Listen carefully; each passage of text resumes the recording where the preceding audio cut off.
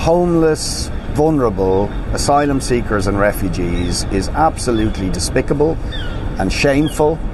There is no excuse whatsoever for it, and it is very, very clear that politically motivated, far-right, fascist agitators were ratcheting up the aggression and the tension in a very, very deliberate way to turn a tense situation into a very, very nasty and dangerous situation. And that these far-right groups are clearly hell-bent on targeting in a violent way refugees and asylum seekers and stirring up divisions within working class communities, and they should be absolutely condemned and opposed.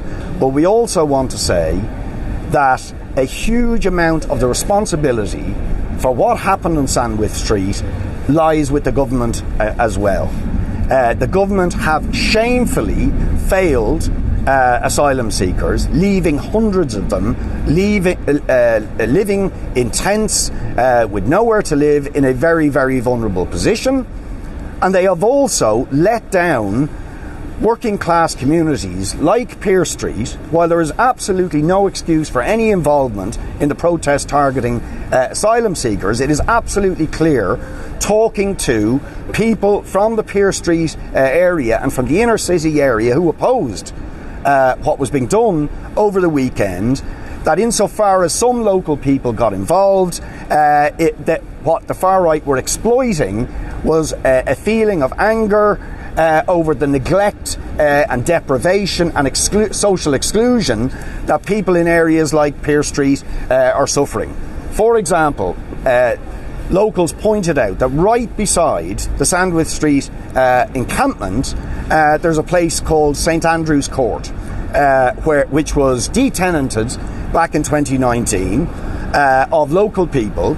It was supposed to be redeveloped, and for nearly 5 years on, it's still sitting there empty, and the government, even though it has record budget surpluses, failed to spend €1 billion last year, still has not approved the funding to redevelop that site for 33 social houses.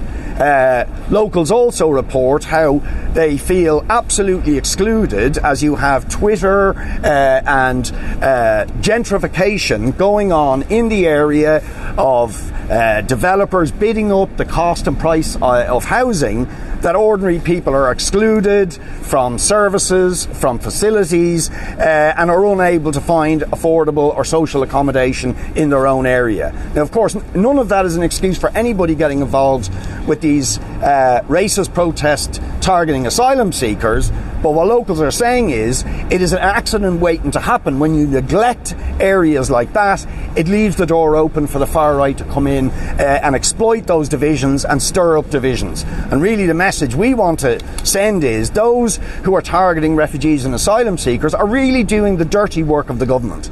They are dividing ordinary people when what we actually need is ordinary people in working class communities affected by the housing crisis and refugees to unite and demand the government resolve the housing and accommodation crisis, which they are perfectly capable of doing. At root, that is the problem. The failure of the government to provide accommodation for asylum seekers and provide housing for the people affected by the absolutely dire housing crisis. And if the government actually used the huge resources they have available to them to target the vacant and empty properties that are out there in their tens of thousands, to build the social and affordable housing in places like St Andrew's Court, tackle the neglect in working class areas, we could deal with this problem and face it down. Last, as a second point I just want to briefly make is about the implications of some of the mass eviction cases that are going on at the moment. We have seen now with Tahani House and with the eviction that I highlighted that took place before the weekend, that there is clearly a very significant problem with the tenant in situ purchase scheme, where in one case a receiver simply refuses the offer of the local authority to buy the property to prevent homelessness, and we're seeing the same thing happen in Tahani House, where despite 5 attempts by the local authority to contact the owner of that development to buy the property, he's simply refusing to engage. So as a matter of urgency, if the tenant in situ scheme is going to work, and it has to work given the government's disastrous decision to lift the eviction ban, there has to be emergency legislation or regulation requiring that local authorities, approved housing bodies and or tenants have first refusal on any sale. I mean, the point of these evictions is that landlords or vulture funds or receivers, in the case of the one that happened on Friday, are being given the right to evict because they're selling, but when then a local authority contacts them and says, okay, you're selling, we want to buy, they're saying, no, we don't want to sell to you. That is absolutely unacceptable, and the government, as a matter of urgency, have to address that. Otherwise, we are facing a further avalanche of people into homelessness, and that is absolutely not acceptable. So I'd like to make 2 points. I'd like to make points about private nursing homes and the crisis that is looming in the Fair Deal arrangements. And I'd like to make some points about Sinn Féin's policy U-turn on the issue of Partnership for Peace and PESCO. And I'll start with that. So I think that Sinn Féin's policy switch will have been applauded in the corridors of power in the European Union and indeed at NATO headquarters, at the same time as it would have produced a groan from many people in this country who vote Sinn Féin or who intend to vote for Sinn Féin, particularly those among its supporters who would consider themselves to be left voters. I think that in the run into the 2011 general election, we saw policy shifts, a shift towards what was described as the centre, I would say the right, by the Labour Party, and in preparation for government. And I think the question has to be asked, are we seeing the same thing happening now with Sinn Féin? I think it's not just on issues of Partnership for Peace and PESCO, but if you look at the round of meetings that are taking place with in the boardrooms of the big corporations at the moment, if you look at the decision that has been made that they may or may not be part of the left grouping in the European Parliament after the next European elections, I think the line of march is clear. On the issue of nursing homes, we had a situation in Cork last week where a nursing home in Cork City, the Beaumont Resident Centre, called together a meeting of relatives of Fair Deal patients and said that they were going to withdraw from the Fair Deal scheme at the end of May if there wasn't more money given to the private nursing home by the National Treatment Purchase Fund. I'd make a few points about that. First of all, I would say that it's completely unacceptable that a private nursing home would threaten to withdraw from the Fair Deal scheme at 3 weeks' notice.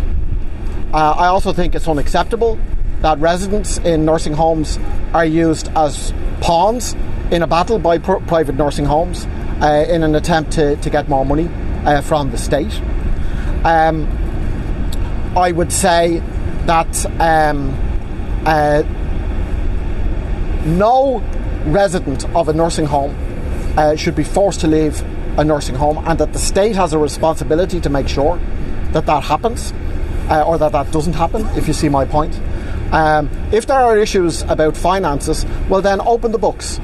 Open the books for inspection by representatives of the relatives, open the books for inspections by representatives of the state.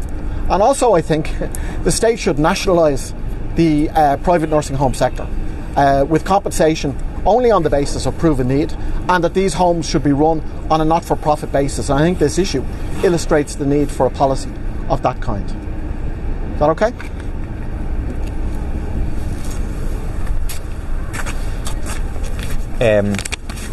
Yeah, briefly on the issue of neutrality. Week after week, the government's war on neutrality continues. The latest is the news that the Irish government intends to participate in a new NATO alliance, somehow linked to the Partnership for Peace, supposedly designed to protect underseas cables. NATO, we should be clear, has nothing to do with peace. It's not a force for peace. Partnership for Peace isn't a force for peace. NATO countries are responsible for the deaths of hundreds of thousands of people in the Middle East as a consequence of invasions that they pursued for oil and for profit. And so it is clearly, a further erosion of neutrality to participate in yet another NATO alliance. Interestingly, the government is kind of preempting their own consultative forums, even though that has a predetermined outcome, which is to recommend some form of further diminishing of neutrality, perhaps getting rid of the triple lock. Again, I'll just highlight, and journalists should ask questions about this, just how blatant these consultative forums are. In particular, the role of the chairperson, who is a dame of the British Empire, who is on record repeatedly as supporting the foreign policy of various US regimes, supporting attempted coups in Latin America by the US, supporting the invasion of Afghanistan. The idea that she is in some way an impartial chair to facilitate a discussion about neutrality is clearly nonsense. Or you look at the answer given to Gino in a PQ about who is going to be invited to participate, and it's military experts and practitioners, no mention of those who would defend peace. Similarly to Mick, I'd also just express my concern about the position advocated by Sinn Féin. I think people will be very worried to hear this softening of their position, no longer committing to withdraw from Partnership for Peace upon being in government, no longer committing to withdraw from European militarisation. Certainly for People Before Profit, these are red line issues, these are absolutely core policies. If a left government is to be a real left government, well then it must disengage from NATO, disengage from a process of European militarisation, for example, immediately stop the use of Shannon Airport by the US military. Yeah, I'll be brief. It's just in relation to a decision yesterday at the Work Relations Commission in relation to one of the Debenhams workers, Jane Crow, and as people know, the strike, it's hard to believe it's actually 3 years ago, but Jane won a settlement against Debenhams of €2,800, and this was in relation to actually how her redundancy was dealt with. So obviously this could have a knock-on effect in relation to the 800 workers that were in the exact same situation. And it's incredible that workers after 3 years have had to go to the WRC and have had to make this judgment against Debenhams. It never should have gone this far. There should be legislation well in place in relation to stopping this procedure in relation to strategic redundancies against workers, not only Debenhams but Cleary's itself. So this could have a knock-on effect, not only, as I said, in relation to Jane's situation, but also the 800 workers in Debenhams. Questions? Paul, can I just ask about the demonstration in Tallaght yesterday? Why do you think that it's these far-right operatives are constantly targeting opposition TVs rather than government TVs? Yeah, so maybe it's just to explain for those who don't know. We had a public meeting planned last night in Jobstown, a meeting to organise people to fight for a reinstatement of the eviction ban, and the meeting was targeted by the far right. There's maybe 9 activists from the far right presence, the vast majority of them not from the area. A car pulled up just as the meeting was about to start, and 5 far right activists got out, many of them being the key people behind or certainly centrally involved in the protest in Sandwith Street, including the burning of the tents. It's people like Gavin Pepper, Kevin Coyle, and a couple of other people like that. We had to cancel the meeting because these are people who have repeatedly threatened violence against activists on the left, including on Friday night, and we didn't want to subject the public to that. So obviously that's very unfortunate in terms of we're trying to have a local community meeting to get people organised around fighting for reinstatement of the eviction ban. I think it is very, very clear that the far right are systematically targeting the left. They're not primarily protesting against the government. They're not protesting those who are responsible for the housing crisis, those who are responsible for the failure to regenerate St Andrew's Court. They're actually targeting those that are standing up and trying to organise people on the issue of housing, for example. It's very, very systematic. It's obviously linked to, like, that's, if you look historically at what forces of the far right and fascists did, the first targets was the left. Why is that? Two reasons, I think. One, because we're the ones who are being most vocal in terms of standing up to their rhetoric and their propaganda, people for profit and solidarity, and others on the left were centrally involved in the defence of asylum seekers on Friday night at Sandwith Street, and they're obviously against that. But secondly, because of their political ideology. I mean, fundamentally, it's the point that Richard made, they are doing the dirty work of the government. The reality is the far right don't want the eviction ban to come back because they think that that's an imposition on the freedom of private property to do whatever you want. They campaign against our right to housing bill, which would mean that you could have really effective rent controls or an extended eviction ban. So fundamentally, they're on the side of people who are causing all these crises. They're on the side of the people who are benefiting from the housing crisis, and they're trying to divert the anger of ordinary people away from those at the top who are profiting massively from the housing crisis, from the health crisis, etc., and instead to divide ordinary people. So I think that's why we're being targeted. Unfortunately, obviously people in the community are very annoyed that people came in to disrupt a local community meeting.